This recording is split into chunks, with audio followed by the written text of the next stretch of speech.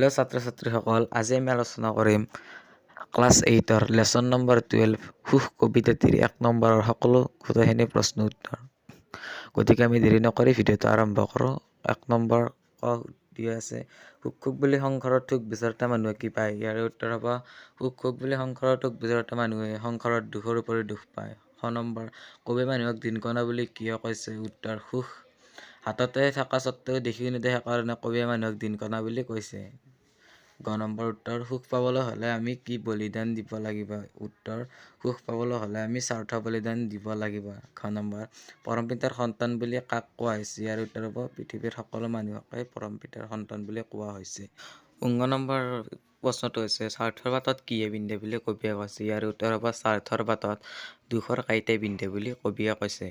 প্ৰথম নম্বৰ প্ৰশ্ন, সুগন্ধি কুসুম কতৃ ফুলে? উত্তৰ, নিস্বাৰ্থৰ বাটত সুগন্ধি কুসুম ফুলে। তৃতীয় নম্বৰ, জীৱনটোত অকল নিজৰ নিমিত্তে নহয় তেনে কাৰ বাবে? উত্তৰ, জীৱনটোত পৰৰ বাবেও। গতিকে জ নম্বৰ প্ৰশ্নটো আছে, কি কৰিব পাৰিলে সংসাৰৰ পৰা দুখ নোহোৱা হ'ব? ইয়াৰ উত্তৰ হৈছে নিস্বাৰ্থভাৱে পৰক আপোন কৰিব পাৰিলে সংসাৰৰ পৰা দুখ নোহোৱা হ'ব। ছাত্ৰ-ছাত্ৰীসকল, আজিলৈকে ভিডিঅ'টো ইমানেই আছিল। যদি ভিডিঅ'টো চাই ভাল পালে তেতিয়ালৈকে লাইক, কমেণ্ট, শ্বেয়াৰ এণ্ড ছাবস্ক্ৰাইবটো কৰি থৈ দিবা আৰু বেলেগ ভিডিঅ'ত লগ পোৱা তেতিয়ালৈকে জয়।